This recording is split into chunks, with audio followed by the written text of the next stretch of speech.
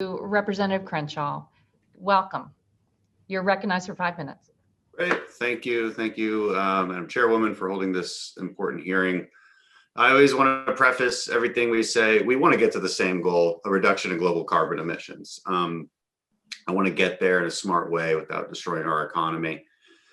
And I think the solutions we offer are generally a faster way to get there, to be perfectly honest. I want to actually follow up on what Mr. Armstrong was talking about. Mr. Skelly, you authored a report on 22 transmission projects that are ready to go and even met with senior members of the administration to discuss building them. However, projects are on the shovel-ready list, have been on the list for a decade plus.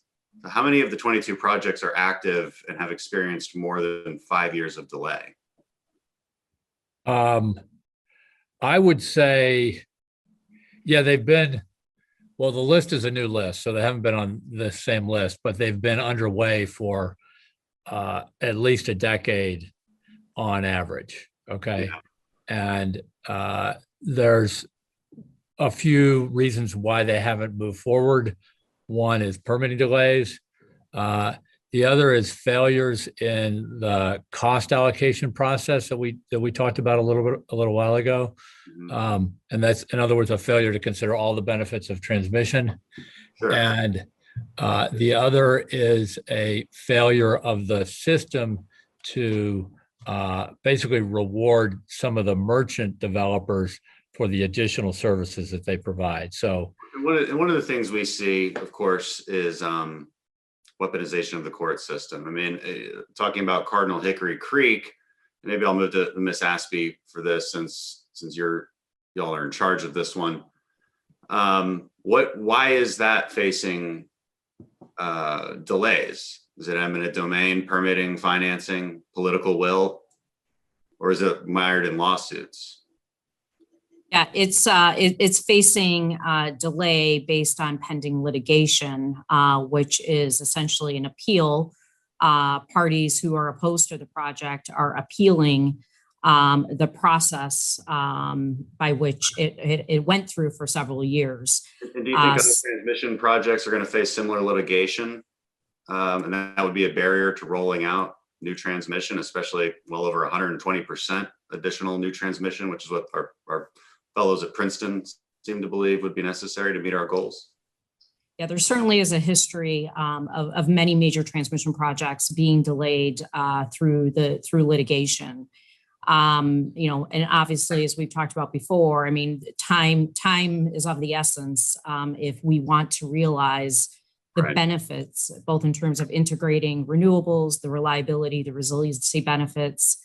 And so time is of the essence, and these projects in and of themselves, even when everything goes as planned and well, can take anywhere from 7 to 10 years to realize. Which is far too long. And look, this is the broader point I'm trying to make here.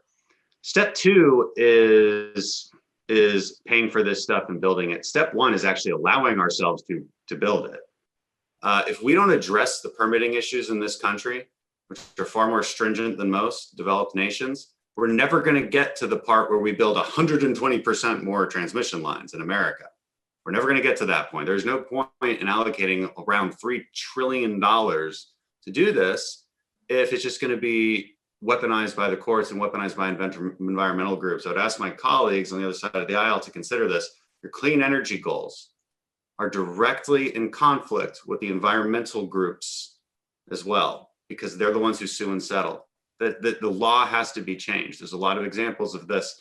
In 2011, President Obama created the Rapid Response Team for Transmission to speed the permitting of 5 Western transmission line projects. Only one is under construction so far. Only one. The law needs to be changed. A proposed 300-mile electricity line to deliver renewable electricity from Idaho to Oregon commenced permitting in 2010. If federal agencies can't find a way forward on more than 30 federal and 50 state and local permitting actions and another 100 water crossing approvals. Then I want to get to another broader point, which is this even the right approach to try and build massive amounts and take up massive amounts of lands for wind and solar in places where the sun shines and in places where the wind blows, build out massive amounts of infrastructure and transmission lines to get that to where we need it? Is that really even the right approach? Maybe we should rethink this. We can build for that amount of money, countless nuclear plants. A nuclear plant, by the way, operates on 1,000 acres versus the same power of a solar farm that operates on 100,000 acres. And the nuclear plant doesn't rely on weather. Guys, you know, I want us to rethink how we approach the problem that we all want to solve. Thank you, Rep. Crenshaw.